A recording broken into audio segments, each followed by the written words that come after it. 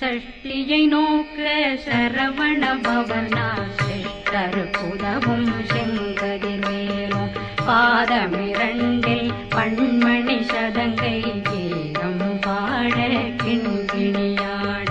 சஷ்டியை நோக்க சரவண பவனார் சிஷ்டருக்குதவும் செங்கதிர்வேலும் பாதமிரண்டில் பண்மணி சதங்கை கீதம் பாட கிண்கிணியாட